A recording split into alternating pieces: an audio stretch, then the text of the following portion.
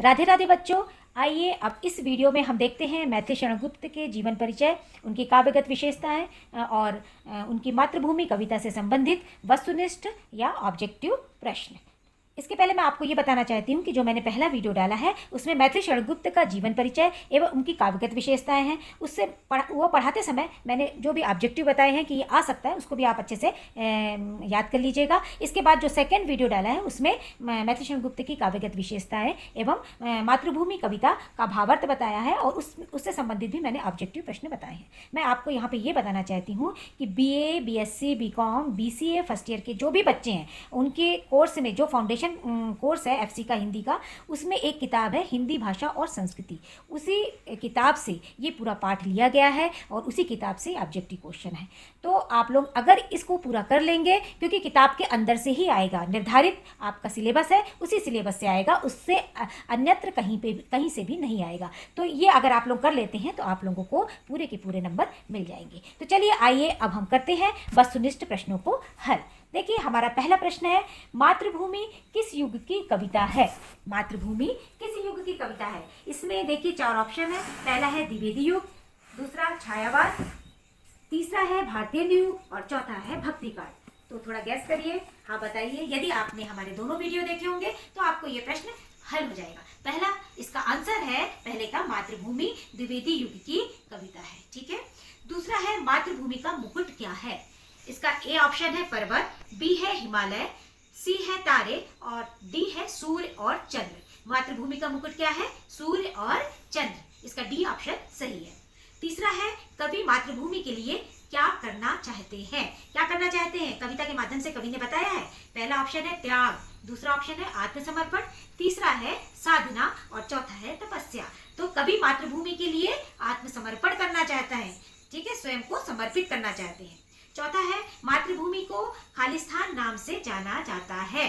किस नाम से जाना जाता है? ऑप्शन ए है वसुधा, B है रत्नाकर, C है तरणी और चौथा है D है सुधा। तो इसका आंसर होगा वसुधा। मातृभूमि को वसुधा के नाम से जाना जाता है।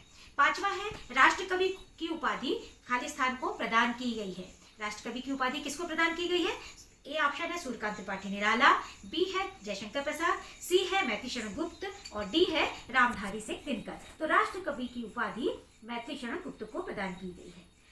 छठवां प्रश्न है, मातृभूमि कविता के रचयिता कौन है? ठीक है, मातृभूमि कविता के रचयिता खालिस्तान है। A ऑप्शन है माखनलाल चतुर्वेदी, B ऑप्शन है मैथिली शरण गुप्त, C है सूर्यकांत त्रिपाठी निराला और D है रामधारी सिंह दिनकर। तो इसका ऑप्शन क्या आएगा? B। इसका उत्तर है B। मातृभूमि कविता के रचयिता है मैथिली शरण गुप्त।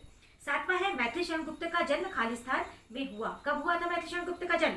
A है 1882 1882, B है 1886 1886, C है 1888 1888 और D है 1890 1890। तो इसका उत्तर होगा 1886। B ऑप्शन होगा 1886। आठवां है, मातृभूमि का वस्त्र या परिधान खालिस्तान है। क्या है मातृभूमि का वस्त्र या परिधान? मातृभूमि कविता हमने पढ़ी है, उसका है, इसका ऑप्शन है A नीला आकाश, B है समुद्र, C है वसुधा और D है वन। तो इसका उत्तर होगा नीला आकाश।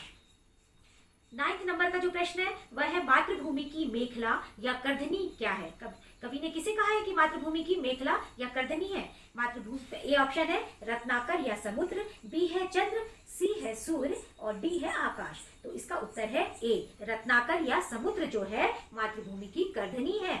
10वां प्रश्न है, कवि के अनुसार भारतवासियों की देह खालिस्तान से बनी हुई है। किससे बनी हुई है? A है अन्न से, B है मातृभूमि से, C है फल से और D है प्रयोज से। तो इसका आंसर हो जाएगा मातृभूमि से बनी हुई है। कवि के अनुसार भारतवासियों की देह मातृभूमि से बनी हुई है। तो B आंसर इसका होगा। 11वां नंबर का प्रश्न है, मातृभूमि खालिस्तान की सगुण मूर्ति है।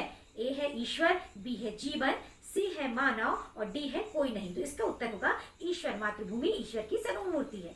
12वें नंबर का प्रश्न है, मातृभूमि का सिंहासन क्या है? A है शेषनाग का फन, B है पर्वत, C है पंचतत्व और D है बादल। तो इसका उत्तर है शेषनाग का फन मातृभूमि का सिंहासन है। 13वां प्रश्न है, अनग नाटक किस कवि ने लिखा है? अनग देखिए अनग नाटक किसने लिखा है? ए है भारतेंदु हरिश्चंद्र, बी ऑप्शन है मैथिली शरण गुप्त, सी ऑप्शन है सुमित्रा नंदन पंत और डी ऑप्शन है रामकुमार वर्मा। तो इसका उत्तर होगा मैथिली शरण गुप्त, बी ऑप्शन। 14वां प्रश्न है, निम्नलिखित में से मैथिली शरण गुप्त की कौन सी रचना नायिका प्रधान नहीं है? देखिए अधिकतर इन्होंने नायिका प्रधान रचना लिखी है। तो ए ऑप्शन है यशोधरा, बी है पंचवटी, सी है साकेत और डी है विष्णुप्रिया। तो इसका उत्तर होगा बी पंचवटी। 15वां है, भारत भारती का प्रकाशन काल है। ए है 1909 ईस्वी, 1909 ईस्वी, दूसरा है सन 1910 ईस्वी, तीसरा है 1911 ईस्वी और चौथा है सन 1912 ईस्वी। तो इसका उत्तर होगा चौथा 1912 ईस्वी। 16वां प्रश्न है, इनमें से कौन सी कृति प्रतिबंधित नहीं है? ए है भारत भारती, बी है बंदनी, सी है झांसी की रानी और डी है चिंगारियां। तो कौन सी प्रतिबंधित नहीं है? चिंगारियां, डी ऑप्शन इसका सही आएगा। ठीक है, चिंगारियां प्रतिबंधित नहीं है। 17वां, सखी वे मुझसे कहकर जाते किस कवि की काव्य पंक्ति है? ए है सियाराम शरण गुप्त, बी है मैथिली शरण गुप्त, सी है हरिऔध, डी है जगदीश गुप्त। तो इसका उत्तर हो जाएगा मैथिली शरण गुप्त। 18वां प्रश्न है कि दो राह समय के रथ का घर घर नाद सुनो, सिंहासन खाली करो कि जनता आती है। ये काव्य पंक्तियां किसकी कविता से उद्धृत है? अब ये ध्यान रखना है आपको। ठीक है, इसमें ए ऑप्शन है शिवमंगल सिंह सुमन, बी है मैथिली शरण गुप्त, सी है रामधारी सिंह दिनकर और डी है जानकी वल्लभ शास्त्री। तो इसका आंसर हो जाएगा रामधारी सिंह दिनकर। ठीक है, राष्ट्रीय काव्यधारा के ये भी कवि माने जाते हैं रामधारी सिंह दिनकर। ओज से भरी हुई इनकी कविता है। 19वां है, इनमें से कौन सा महाकाव्य नहीं है? ए है साकेत, बी है कामायनी, सी है महाप्रस्थान और डी है प्रियप्रवास। तो इसका आंसर आ जाएगा सी जो है महाकाव्य नहीं है, साकेत, कामायनी और प्रियप्रवास जो है महाकाव्य है। अब 20वां प्रश्न है, जन्मकाल की दृष्टि से निम्नलिखित कवियों का सही अनुक्रम है। अब देखिए इसमें बहुत सारे कवियों के अनुक्रम दिए हुए हैं। तो ए है अयोध्या सिंह उपाध्याय हरिऔध, बालकृष्ण शर्मा नवीन, मैथिली शरण गुप्त माखनलाल चतुर्वेदी, बी ऑप्शन है मैथिली शरण गुप्त अयोध्या सिंह उपाध्याय हरिऔध, तीसरा है बालकृष्ण शर्मा नवीन माखनलाल चतुर्वेदी। इसमें सी ऑप्शन है अयोध्या सिंह उपाध्याय हरिऔध, मैथिली शरण गुप्त माखनलाल चतुर्वेदी, बालकृष्ण शर्मा नवीन और डी ऑप्शन है माखनलाल चतुर्वेदी, मैथिली शरण गुप्त, बालकृष्ण शर्मा नवीन, अयोध्या सिंह उपाध्याय हरिऔध। तो इसका उत्तर होगा 20वें का सी। पहला है, देखिए सही अनुक्रम क्या है? पहले अयोध्या सिंह उपाध्याय हरिऔध आते हैं, फिर मैथिली शरण गुप्त है, फिर माखनलाल चतुर्वेदी है, फिर है बालकृष्ण शर्मा नवीन। अब आ जाते हैं हम 21 नंबर के प्रश्न पर कि जन्मकाल की दृष्टि से निम्नलिखित कवियों का सही अनुक्रम है। पहला ऑप्शन है दिनकर बच्चन अज्ञे मैथिली शरण गुप्त, बी है मैथिली शरण गुप्त दिनकर बच्चन अज्ञे, सी है मैथिली शरण गुप्त बच्चन दिनकर और अज्ञे और डी है बच्चन अज्ञे मैथिली शरण गुप्त दिनकर। तो यह इसका ऑप्शन आएगा सी। पहले मैथिली शरण गुप्त है, फिर हरिवंश राय बच्चन है, फिर रामधारी सिंह दिनकर है, फिर अज्ञे है। ठीक है, 22वां प्रश्न है, जन्मकाल की दृष्टि से निम्नलिखित कवियों का सही अनुक्रम है। इसका ए ऑप्शन है श्रीधर पाठक, मैथिली शरण गुप्त, दिनकर अज्ञे, बी है मैथिली शरण गुप्त, श्रीधर पाठक, दिनकर अज्ञे और सी है श्रीधर पाठक, मैथिली शरण गुप्त, दिनकर अज्ञे और डी है श्रीधर पाठक, अज्ञे, दिनकर, मैथिली शरण गुप्त। तो ध्यान इसको रखना है, पहले श्रीधर पाठक जी हैं, फिर मैथिली शरण गुप्त है, फिर रामधारी सिंह दिनकर है, फिर अज्ञे जी हैं। 23वां प्रश्न है, प्रकाशन वर्ष की दृष्टि से निम्नलिखित काव्य ग्रंथों का सही अनुक्रम है। पहला है ऑप्शन कश्मीर सुषमा, प्रियप्रवास, मिलन, भारत भारती, बी है भारत भारती, मिलन, काश्मीर सुषमा और प्रियप्रवास, सी है काश्मीर सुषमा, भारत भारती, प्रियप्रवास, मिलन, डी है प्रियप्रवास, काश्मीर सुषमा, मिलन, भारत भारती। तो इसका आंसर है वह सी होगा। पहला काश्मीर सुषमा, फिर भारत भारती मैथिली शरण गुप्त की, फिर जयशंकर प्रसाद की है प्रियप्रवास, फिर लास्ट में आएगी मिलन। 24वां प्रश्न है, रचनाकाल की दृष्टि से निम्नलिखित रचनाओं का सही अनुक्रम बताइए। ए ऑप्शन है साकेत, कामायनी, लोकायतन, प्रियप्रवास, बी ऑप्शन है प्रियप्रवास, साकेत, कामायनी, लोकायतन, सी ऑप्शन है प्रियप्रवास, कामायनी, साकेत, लोकायतन, डी ऑप्शन है कामायनी, साकेत, लोकायतन और प्रियप्रवास। तो इसका आंसर है, इसका उत्तर होगा बी ऑप्शन, पहला प्रियप्रवास, साकेत, कामायनी और लोकायतन।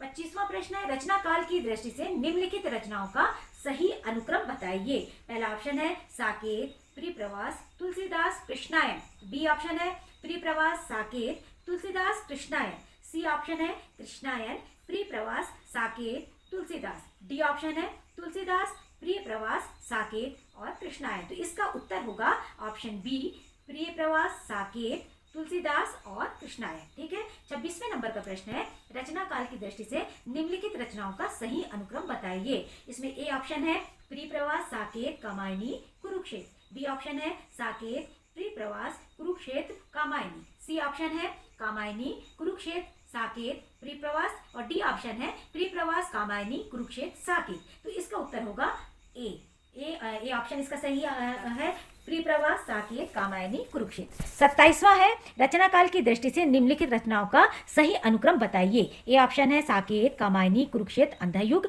बी ऑप्शन है कामायनी, कुरुक्षेत्र, साकेत, अंधयुग। सी ऑप्शन है साकेत, कुरुक्षेत्र, अंधयुग, कामायनी। और डी ऑप्शन है अंधयुग, कुरुक्षेत्र, साकेत, कामायनी। तो इसका उत्तर होगा 27वें का कि ए साकेत है पहले, फिर कामायनी, कुरुक्षेत्र और अंधा युग। ठीक है। तो 27वें का उत्तर होगा ए।